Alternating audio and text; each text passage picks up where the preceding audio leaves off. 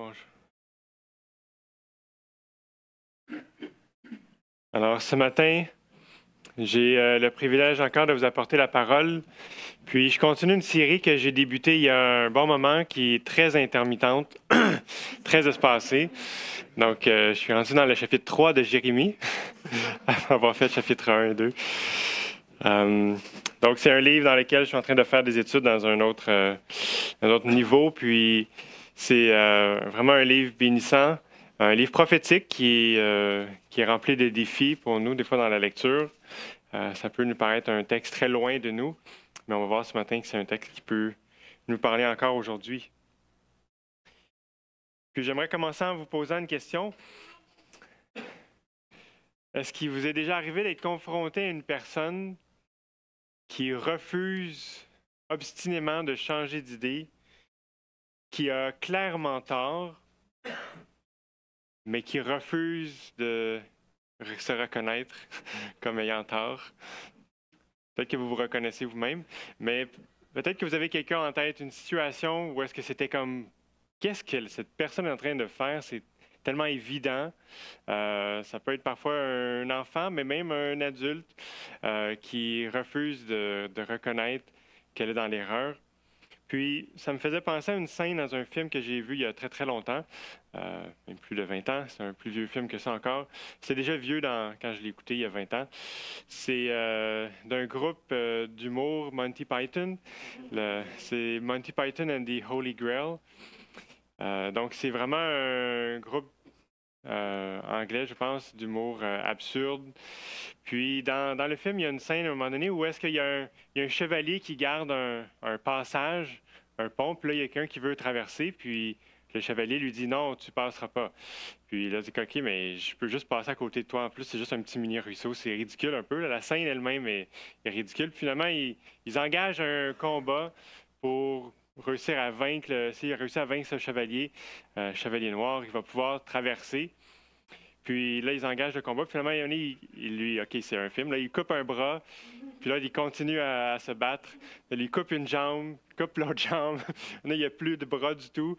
Puis à chaque moment, l'autre lui donne OK, ben, à vous, là, j'ai gagné. Là, c'est correct, tu laisses passer. Non, non, t'as pas gagné. Là, il continue, puis jusqu'à ce qu'il n'y ait plus de membres. Puis encore là, il continue à s'obstiner, puis à essayer de dire non, non, j'ai gagné, tu ne passeras pas. Mais cette scène-là m'a resté comme marqué là, dans ce personnage qui refuse obstinément de s'avouer vaincu, puis qui nie complètement la réalité dans laquelle il se trouve. Évidemment, c'était absurde, mais c'était très drôle à voir. En fait, l'obstination peut avoir lieu dans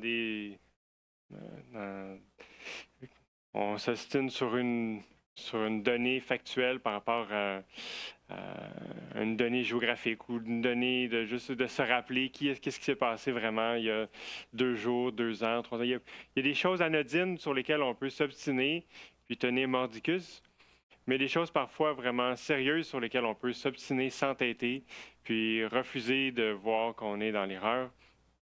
Puis, au niveau spirituel, on pourrait parler de ça comme étant un endurcissement spirituel. On refuse de voir une réalité qui est là, peut-être même évidente à ceux qui nous entourent, mais qui nous on refuse. Ça devient comme une sorte d'aveuglement. On ne le voit pas ou on refuse de le voir parce qu'on ne veut pas faire face aux conséquences si on confesse, si on reconnaît notre tort. Ça veut dire qu'il faut s'avouer dans l'erreur, puis ça, s'avouer dans l'erreur parfois, par orgueil, c'est difficile. Donc ce matin, on va regarder un passage ensemble dans lequel Dieu invite son peuple à se repentir, dans lequel Dieu essaie d'illustrer à son peuple qui sont dans l'erreur, qui sont dans le tort, que ça mène au désastre pour eux, à un jugement. Puis Dieu les invite à se repentir. Dieu les invite à reconnaître leurs fautes, puis à se tourner vers lui. Donc je vous invite à tourner dans Jérémie au chapitre 3.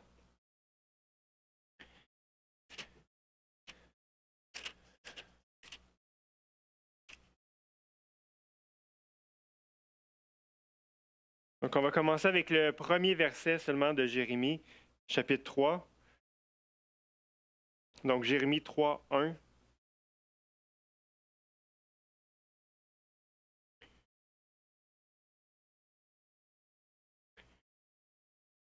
il me faut dire, lorsqu'un homme répudie sa femme, qu'elle le quitte et appartient à un autre, retournera-t-il encore vers elle? Ce pays n'en serait-il pas complètement souillé? Et toi, tu t'es prostitué à de nombreux amants, et tu reviendrais à moi, oracle de l'Éternel. OK, on est dans un texte, je vois, qui est pas, disons, simple.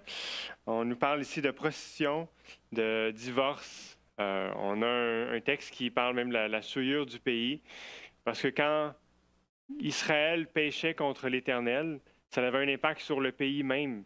Puis Dieu leur avait communiqué quand ils ont entré dans la terre promise que s'ils péchaient, s'ils souillaient la terre, ils pourraient être expulsés de la même manière que lorsqu'ils sont entrés dans la terre promise, c'était un jugement sur les habitants qui étaient là. Dieu pourrait les juger un jour aussi. Donc, ici, on a une référence en fait à une loi qui se trouve dans le Deutéronome.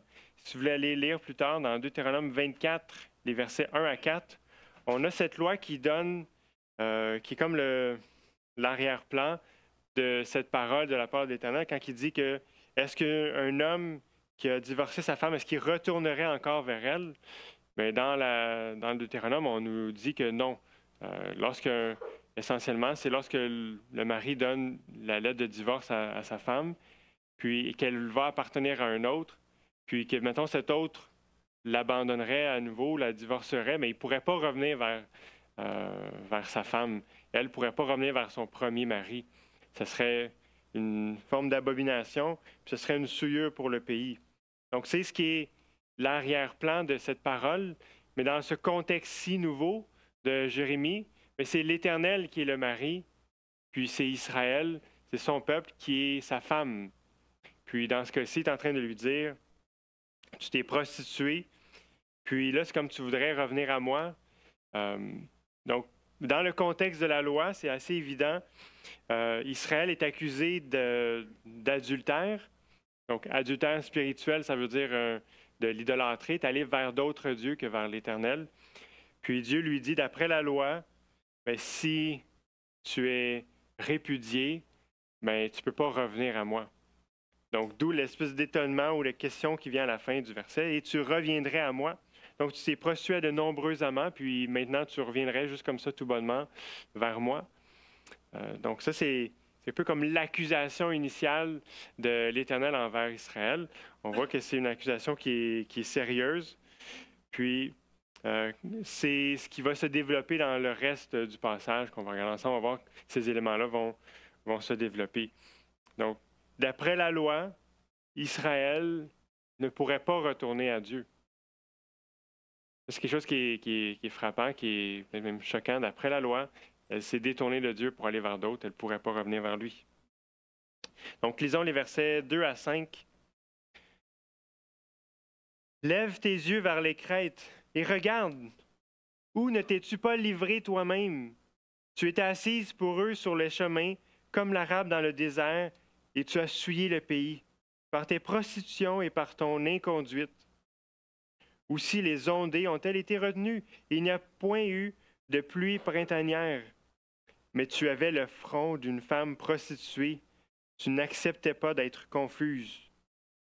À partir de maintenant, n'est-ce pas, tu cries vers moi, « Mon Père, tu as été le confident de ma jeunesse.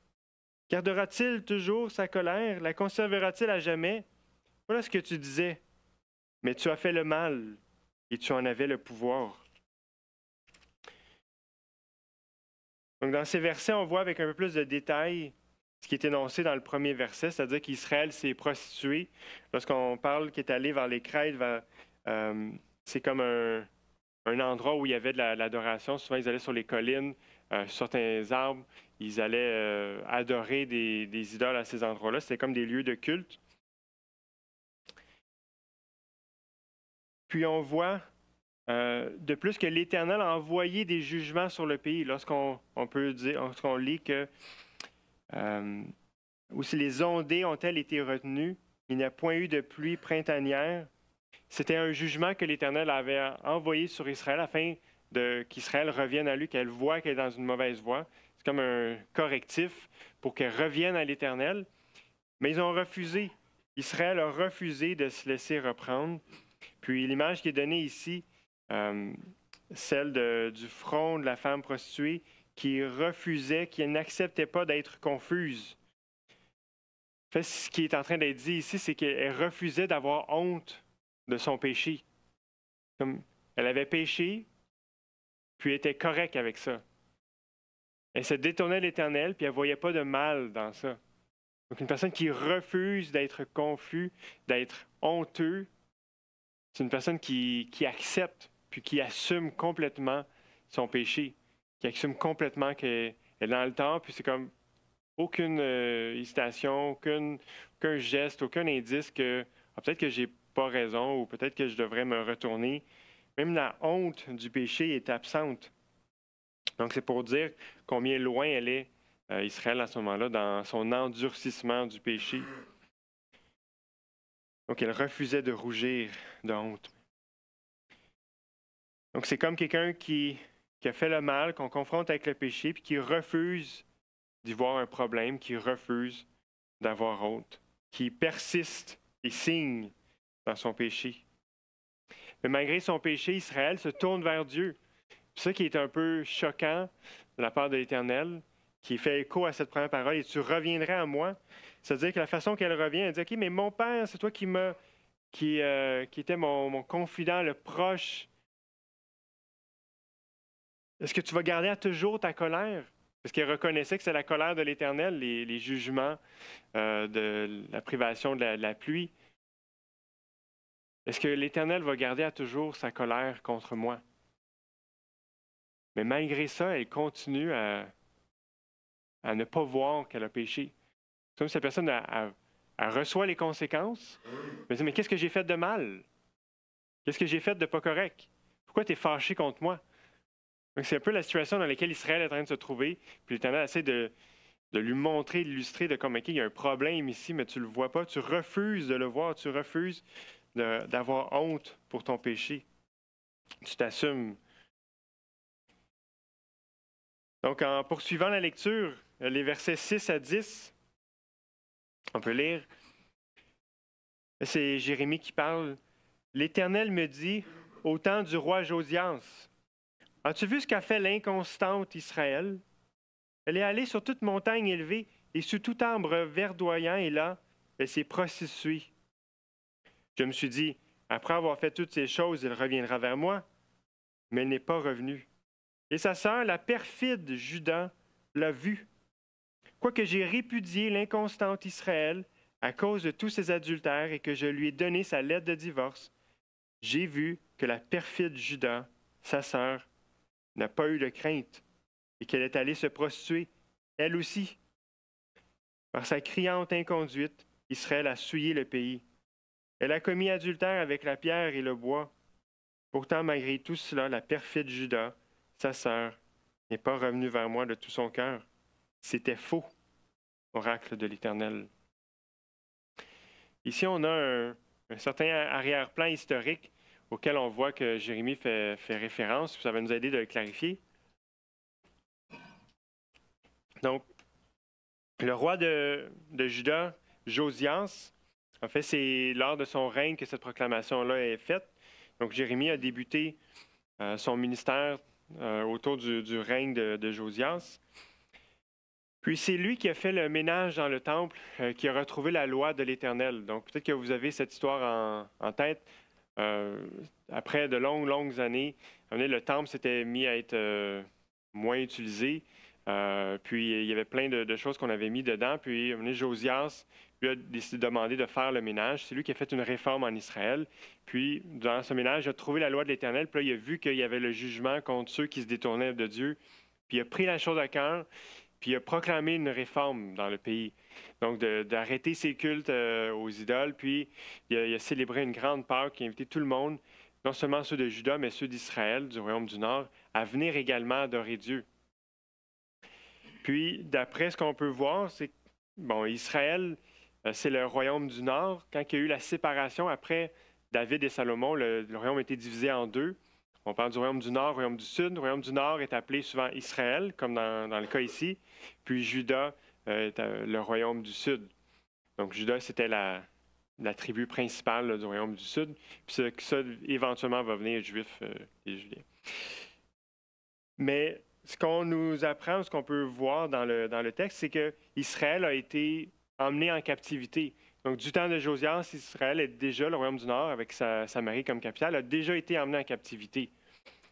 Puis là, l'Éternel est en train de dire à Juda, bien, vous avez vu là, ce qui s'est passé avec le Nord, puis vous ne prenez pas la chose à cœur, vous n'avez pas craint qu'il vous arrive la même chose. Puis ce que vous avez fait, c'est que vous avez vu le jugement, puis vous avez fait la même chose, vous êtes allé dans les mêmes voies. Donc, c'est vraiment cette image qui est donnée des deux sœurs, Juda et Israël, pour décrire l'inconduite de l'une et de l'autre. Puis, ce qui est une des choses qui est frappante, c'est la façon qu'il va parler de Juda, la façon qu'il va parler d'Israël. Israël est censé être la pire des deux.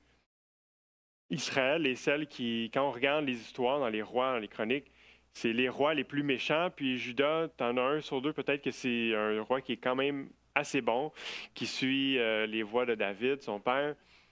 Donc, on a vraiment un contraste dans les récits des rois, des chroniques, entre les deux royaumes. Juda, c'est le good guys. C'est eux qui suivent à peu près l'Éternel. Le temple est là, l'adoration se fait là. Mais ici, comment ils sont décrits, c'est Israël est décrite comme étant inconstante, puis Juda comme étant perfide. Peut-être que sa perfidie vient du fait qu'elle a vu sa sœur commettre le mal, être jugée, puis pas apprendre, mais de faire la même chose, puis même de faire pire à certains égards.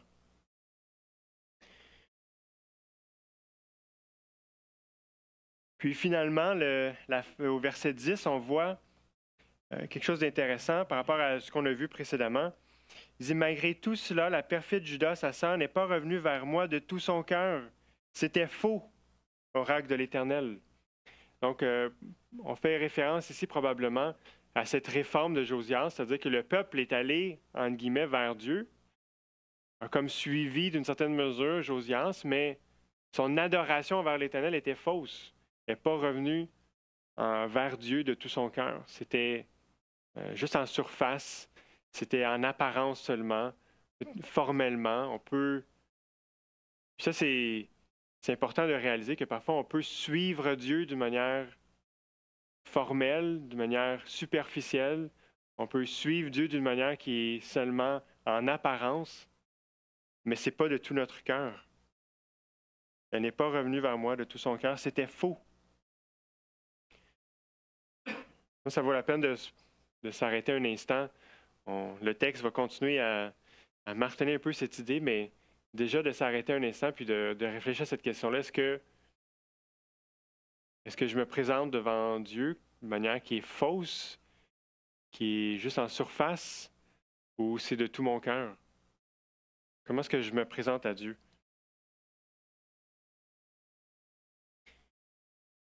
On va voir que Jérémie revient sur ces éléments-là. On va lire maintenant les versets 11 à 13 pour poursuivre ce discours, cet appel à Israël de se tourner vers Dieu. Donc, Jérémie 3, 11. L'Éternel me dit, Israël, l'inconstante, est plus juste que la perfide Juda. Va, crie ces paroles vers le nord et dis, reviens, inconstante Israël, dit l'Éternel, je n'aurai plus pour vous un visage sévère, car je suis bienveillant, oracle de l'Éternel. Je ne garde pas ma colère à toujours. Reconnais seulement ta faute, car c'est contre l'Éternel ton Dieu que tu t'es révolté. Tu as une conduite dissolue avec les étrangers, sous tout ambre verdoyant, et vous n'avez pas écouté ma voix, oracle de l'Éternel. Donc, Israël, l'inconstante, est plus juste que la perfide Juda. Comme, ouch! C'est vraiment toute une claque au visage pour Juda, qui a toujours pu se considérer comme meilleur qu'Israël au point de vue de l'adoration à Dieu.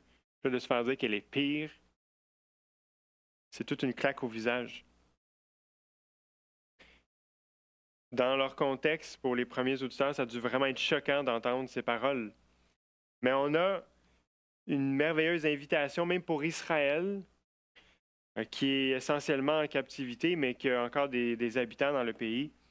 on a cette invitation à revenir à Dieu. Puis cette réponse à la question qui était posée précédemment, gardera-t-il à toujours sa colère? L'Éternel répond non. Je ne garde pas ma colère à toujours. Par contre, elle doit reconnaître sa faute. Ce qu'on voit au verset 13, reconnais seulement ta faute, car c'est contre l'Éternel que tu t'es révolté. Donc s'ils sont pour revenir à Dieu, il faut au moins qu'ils reconnaissent leur péché. Ne pas juste s'attendre à ce que l'Éternel commence à leur faire du bien, puis à les bénir, alors qu'ils sont encore dans l'obstination de leur cœur, encore en train de poursuivre le péché, puis sans reconnaître leur faute. OK. Poursuivons la lecture, 14 à 20. Revenez, fils rebelles, oracle de l'Éternel, car c'est moi votre maître. Je vous prendrai, un d'une ville, deux d'un clan, et je vous ramènerai à Sion. Je vous donnerai des bergers selon mon cœur, et ils vous feront paître avec intelligence et avec discernement. Lorsque vous aurez multiplié et fructifié dans le pays, en ces jours-là, oracle de l'Éternel, on ne parlera plus de l'arche de l'alliance de l'Éternel. Elle ne viendra plus à la pensée, on ne la mentionnera plus, on ne remarquera plus son absence, et l'on n'en fera pas d'autre. En ce temps-là, on appellera Jérusalem le trône de l'Éternel. Toutes les nations se dirigeront vers elle, au nom de l'Éternel, vers Jérusalem, et elles ne suivront plus l'obstination de leur mauvais cœur. En ces jours, la maison de Juda marchera avec la maison d'Israël, puis elles viendront ensemble du pays du Nord, au pays que j'ai donné en héritage à vos pères. Moi, je me disais, comment te mettrais-je parmi mes fils et te donnerais-je un pays de délices, un héritage, le plus bel ornement des nations? Je me disais, tu m'appelleras mon père, et tu ne te détourneras pas de moi. Oui, comme une femme trahit son amant, vous m'avez trahi, maison d'Israël. Oracle de l'Éternel.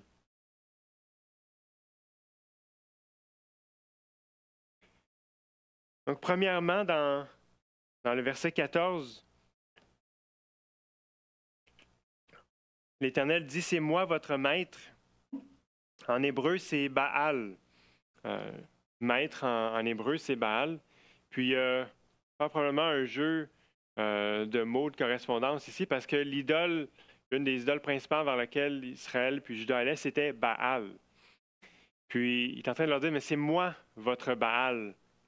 C'est moi votre maître. C'est moi que vous devez suivre. C'est moi que vous devez adorer.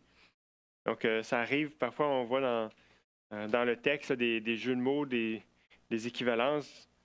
Puis ici, l'Éternel se présente lui-même comme étant leur maître.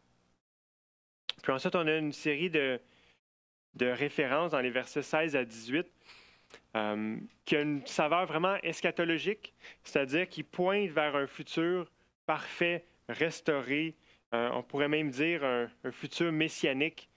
Puis un des indices qu'on retrouve dans le texte, c'est l'expression « en ces jours-là » ou « en ce temps-là », ou même verset 18, on répète encore « en ces jours ». C'est souvent des paroles qu'on va trouver qui pointent vers un futur lointain, puis vers cette espérance d'Israël. Puis quand on regarde le contenu de ces versets, on voit qu'il y a quelque chose de vraiment qui pointe vers cet avenir-là.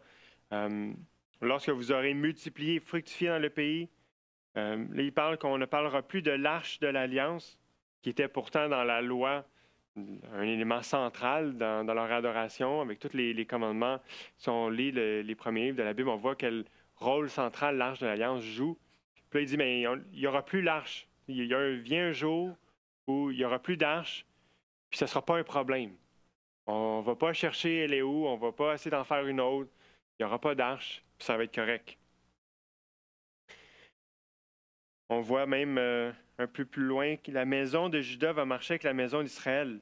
C'est vraiment un signe d'une espérance eschatologique de cette réconciliation-là. Ça fait des années, ça fait des siècles qu'ils sont séparés, qui sont parfois même en guerre l'un avec l'autre.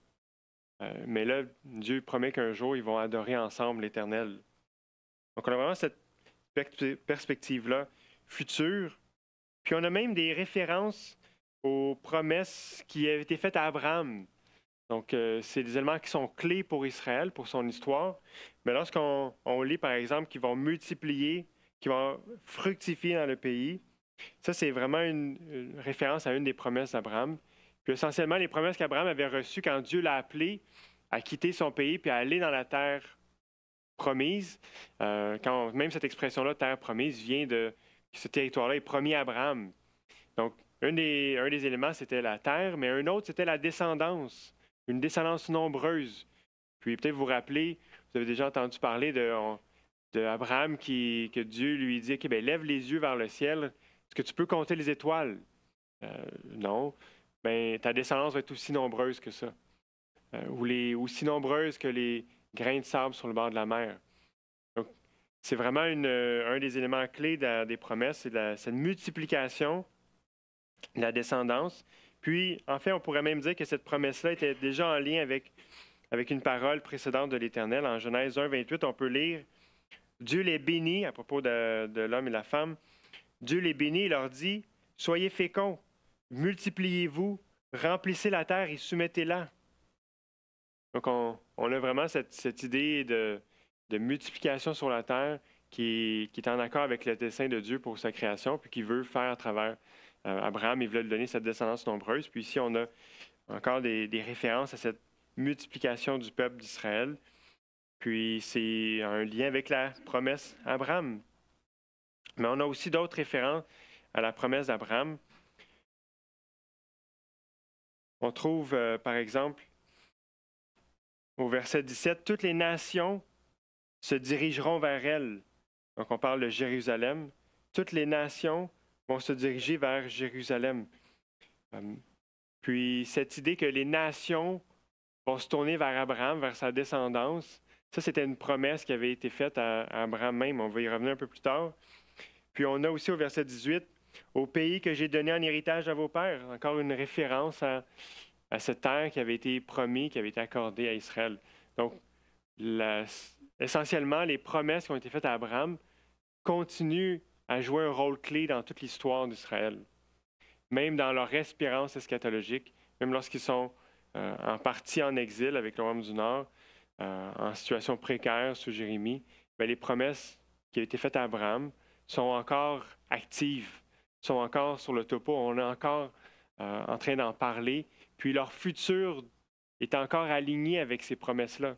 Donc, elles n'ont pas été mises de côté, ils n'ont pas été délaissées, accomplies à un moment donné, puis on n'en parle plus. Non, on voit que ces promesses-là sont encore actives, puis on attend encore un plein accomplissement de ces promesses. Le livre de Jérémie est probablement le livre dans l'Ancien Testament qui parle le plus clairement de la nouvelle alliance établie par Jésus-Christ. Puis ici, lorsqu'on parle de en ces jours-là, on est probablement en train de parler de cette nouvelle alliance. Le fait que l'arche de l'alliance n'est plus là, ça, c'est quelque chose qui est vraiment propre à la nouvelle alliance, c'est-à-dire que le temple va même être détruit, puis ça ne posera pas de problème. Ça ne pose pas de problème parce que, comme Jésus le dit à la femme samaritaine, vient un temps où est-ce que l'Éternel va être adoré. L'Éternel est esprit, puis ceux qui vont l'adorer vont l'adorer en esprit et en vérité. Donc, il y a plus, c'est comme sur toute la terre, on va pouvoir adorer Dieu. Donc, il y a cette idée que quand il parle ici que l'arche va être détruite, c'est comme si on n'a plus besoin d'aller vers une arche. Le texte nous pointe vers un premier élargissement, si on peut dire, de Jérusalem qui fonctionne d'une certaine mesure comme arche, qui fonctionne comme centre d'adoration. C'est comme si toute la ville même devient le temple, toute la ville même devient la maison de Dieu. Puis c'est difficile de ne pas penser à l'espérance ultime lorsqu'on a dans les nouveaux cieux, nouvelles terres, à la fin de l'Apocalypse. On a ces paroles où est-ce qu'on voit la nouvelle Jérusalem qui descend du ciel, puis l'Éternel qui vient habiter dans cette nouvelle Jérusalem, qui la remplit de sa gloire, un peu comme quand Dieu remplit le temple de sa gloire. Donc, ça reste un texte prophétique. Les accomplissements ne sont pas toujours comme super évidents, tranchés au couteau, mais le texte est vraiment rempli d'indices qui nous pointent vers un futur eschatologique, vers un futur messianique de la nouvelle alliance dans laquelle on peut profiter, nous, aujourd'hui. Donc, on va lire un dernier bout de texte jusqu'à la fin de ce qu'on va lire ensemble ce matin, donc du chapitre 3, verset 21 jusqu'à 4.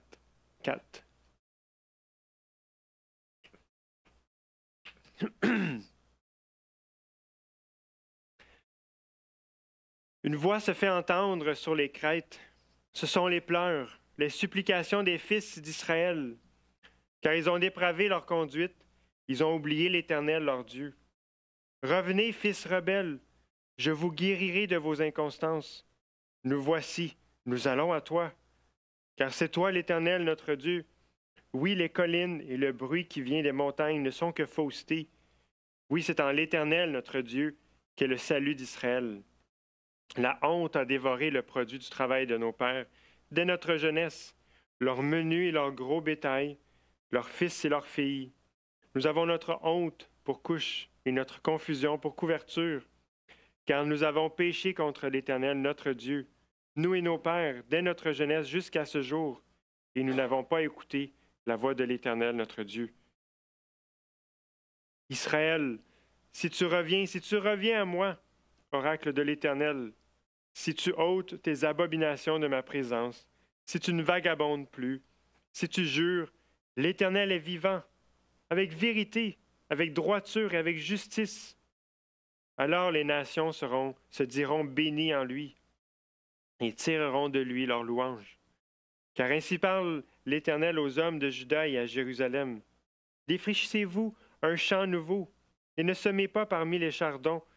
Soyez circoncis pour l'Éternel.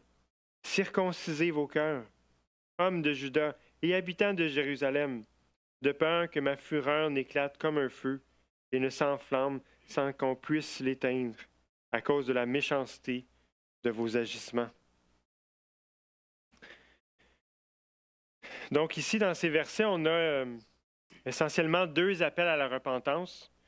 Donc le premier, on le voit dans les versets 21 et 22, comme un premier appel à la repentance. Puis un deuxième dans le chapitre 4, les versets 1 à 4. On a un deuxième appel à revenir à l'Éternel. Puis au milieu, entre les deux, on a une genre de confession de péché. Puis ici, la manière la meilleure, je pense, de lire ce texte, c'est de voir comme Jérémie qui place dans la bouche de Judas les paroles qu'ils doivent prononcer. Donc, ce n'est pas une citation de la part de Jérémie de ce que Judas a dit, parce qu'ils sont encore en train de se faire appeler à la repentance, ils ne se sont pas encore repentis. Mais voici les paroles que vous devriez dire. Voici le genre de paroles que l'Éternel attend de vous, de reconnaissance du péché, que l'Éternel s'attend de votre part. Donc, on peut le voir un peu comme une lamentation à cause de ces pleurs, ces supplications qui peuvent être la source de cet appel à ce retour à l'Éternel, cette confession de leur péché. Donc, si on commence avec la lamentation, on voit que c'est en l'Éternel que se trouve le salut. C'est donc vers lui qu'on devrait se tourner. Donc, c'est pas vers Baal, c'est pas vers les idoles, mais c'est vers Dieu qu'ils vont trouver le salut. Donc, c'est l'invitation à aller vers lui pour être secouru et non aller vers les idoles. Puis, il y a une référence probable au verset 24 à Baal, lorsqu'on lit « La honte a dévoré le produit du travail de nos pères ». Dans la colombe, puis peut-être dans d'autres versions aussi, on a mis, si on voit au verset 24, on a mis la honte avec un H majuscule. Puis c'est une interprétation très probable, comme une personnification de Baal, qui est comme un titre qui lui est donné. C'est quand même assez courant de donner d'autres titres là, à les idoles ou comme les faux dieux. Puis Baal est décrit comme une honte. Puis l'idée de la honte revient au verset 25. Nous avons notre honte pour couche. Donc, le fruit, le résultat de leur désobéissance, de leur rébellion envers Dieu, c'est la confusion, c'est la honte. Puis c'est le contraste avec les premières paroles que Jérémie avait dites. Mais vous avez le front d'une femme prostituée qui refuse d'être confuse. vous refusez d'avoir honte. Vous refusez de reconnaître votre péché. Puis ici, il leur donne les paroles que vous devriez avoir honte, vous devriez confesser, puis vous devriez rougir de ce que vous faites. Donc ça, c'est l'appel à la repentance. On voit clairement que le péché est accompagné de la honte. Puis lorsque le péché n'est pas accompagné de la honte, c'est qu'il y a un endurcissement. Qu'en est-il de nous? Qu'en est-il de toi? Est-ce que tu as honte lorsque tu pêches? Est-ce que tu es endurci au point que tu vas pécher puis tu vas juste t'excuser?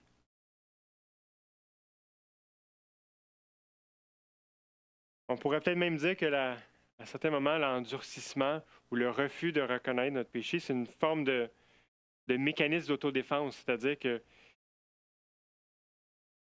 l'endurcissement nous permet d'éviter de reconnaître qu'on a péché. Parce que quand on reconnaît qu'on a péché, qu'est-ce qui vient ensuite?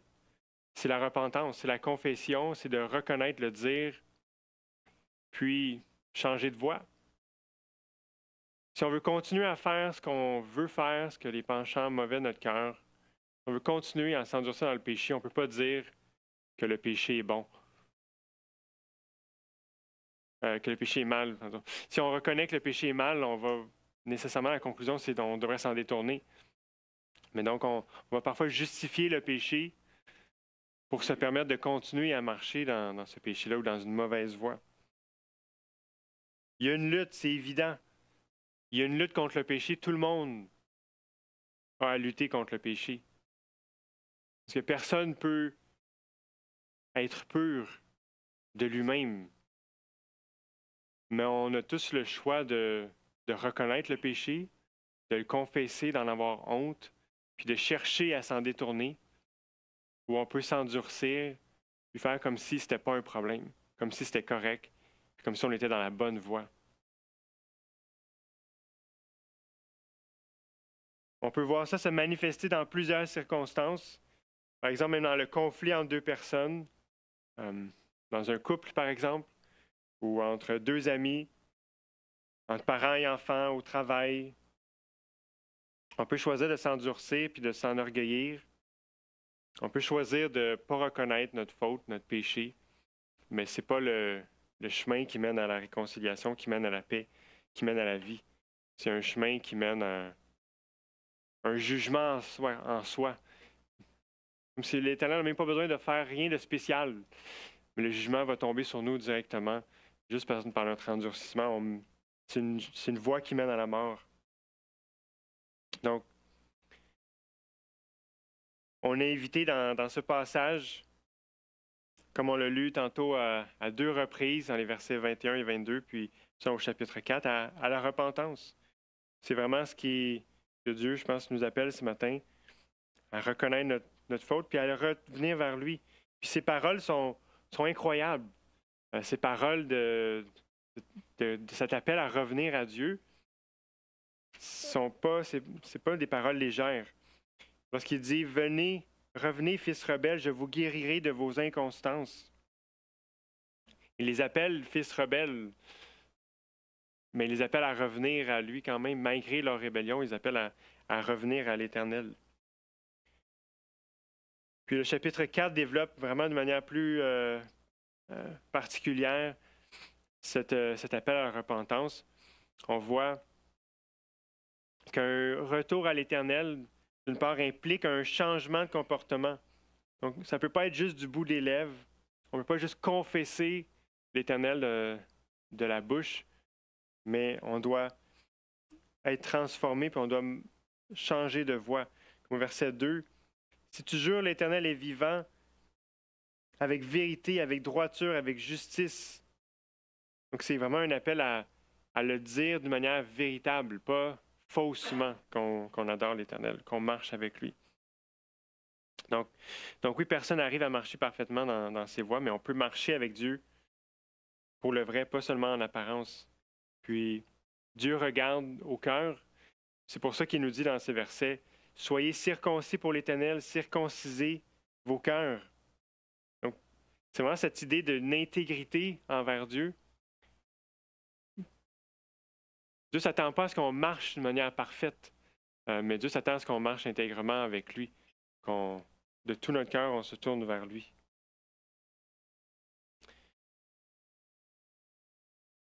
Cet appel à la repentance est là afin d'éviter le jugement, puisque ce qui est comme évident d'une certaine manière, mais ça, l'appel à la repentance, c'est afin d'éviter que le jugement tombe sur eux. Mais c'est vraiment intéressant de noter que c'est le même Dieu qui manifeste son amour, sa patience, sa douceur envers le peuple, qui l'appelle à revenir à lui.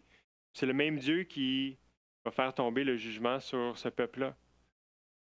Donc, on sait que Dieu est amour, que Dieu est juste. Mais comment ces deux choses cohabitent ensemble? On en a un exemple ici, de l'Éternel qui encore une fois revient vers son peuple, qui l'appelle à la repentance, qui l'appelle à revenir à lui. Mais un Dieu qui annonce qu'il y a un jugement à venir. Il y a un jugement à venir sur le péché, sur ceux qui s'obstinent dans l'endurcissement de leur cœur, ceux qui se rebellent à Dieu. Il y a un jugement à venir. Un jugement qui est souvent présent, mais un jugement qui est aussi eschatologique. Il y a un jugement à venir. On sait qu'un jour, tout le monde va être jugé. Puis, il y en a qui vont aller dans la présence de Dieu éternellement. Il y en a qui vont être séparés de la présence de Dieu éternellement. Puis, on est un peu dans cette situation là, où est-ce que, peut-être ce matin, tu es dans cet endurcissement-là, loin de Dieu. Puis, Dieu te dit, un jour, il y a un jugement qui vient. Comme, attends pas ce jour-là pour venir vers moi, mais viens à moi, puis fais-le d'une manière intègre, complète, de tout ton cœur. Pas juste du bout des lèvres, mais viens vraiment, donne ta vie pour moi. Donne-toi tout entier.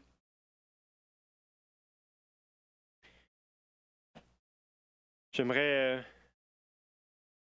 dans cette dernière lecture des versets 1 à 4 du chapitre 4, juste souligner les promesses qui sont faites à Abraham, qui sont encore une fois trouver un écho ici. Lorsqu'on lit « Alors les nations se diront bénies en lui », au verset 2, c'est encore une fois une référence claire à les promesses qui sont faites à Abraham. On peut lire en Genèse 12, le verset 3, « Je bénirai ceux qui te béniront, je maudirai celui qui te maudira, toutes les familles de la terre se diront bénies en toi. » Donc c'est vraiment un écho lorsqu'il dit « Les nations se diront bénies en lui ». C'est vraiment un écho à cette promesse-là qui touche non seulement Israël, mais toutes les nations. Nous sommes ces nations. Nous sommes ces familles de la terre. Nous qui pouvons croire ce matin, nous qui pouvons participer à la bénédiction d'Abraham, c'est pas seulement pour Israël, c'est pas seulement pour Juda, mais c'est aussi pour nous ce matin. J'aimerais terminer avec la lecture de quelques versets dans Galates 3 qui nous pointent comment est-ce que cette espérance eschatologique qu'on a parlé aujourd'hui s'accomplit, comment ces promesses-là faites à Abraham, renouvelées à travers l'histoire d'Israël, s'accomplissent finalement en Jésus-Christ. Donc dans Galates 3, on peut lire versets 8 et 9. Je vais lire juste quelques versets. Là. Aussi l'Écriture, prévoyant que Dieu justifierait les païens par la foi, a d'avance annoncé cette bonne nouvelle à Abraham. Toutes les nations seront bénies en toi, de sorte que ceux qui ont la foi sont bénis avec Abraham le croyant. Donc c'est par la foi qu'on a accès à ces promesses, à cette bénédiction qu'Abraham avait. Verset 14, afin que pour les païens, la bénédiction d'Abraham se trouve en Jésus-Christ et que par la foi, nous recevions la promesse de l'Esprit. Verset 22, mais l'Écriture a tout enfermé sous le péché afin que la promesse soit donnée par la foi en Jésus-Christ à ceux qui croient. Donc c'est par la foi qu'on est sauvé du jugement lié au péché. Ce n'est pas par l'obéissance à la loi, mais c'est vraiment par la foi en Jésus-Christ. Puis verset 29, « Et si vous êtes à Christ, alors vous êtes la descendance d'Abraham, héritier selon la promesse. » Amen. Donc Dieu s'adresse encore à nous aujourd'hui On a encore accès à cette patience, à cet amour, à cette grâce, à cette invitation que Dieu avait donnée à Israël. Cette invitation est donnée à nous encore aujourd'hui. On est invité à ne pas s'endurcir dans le péché, que l'on a déjà donné notre vie à Jésus, qu'on soit déjà un croyant, un chrétien né nouveau, ou que ce ne soit pas encore fait. Les deux, on est invités à aller vers Dieu, puis à trouver le pardon.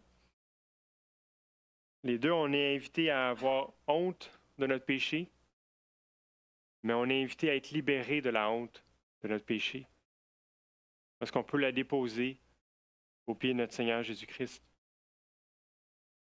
Donc, si ce matin, tu es dans la honte, mais que tu te sens incapable de bouger, incapable d'aller au-delà de cette honte, prisonnier peut-être d'une culpabilité, mais j'aimerais t'inviter à aller vers Jésus ce matin, parce que lui peut te libérer de cette honte.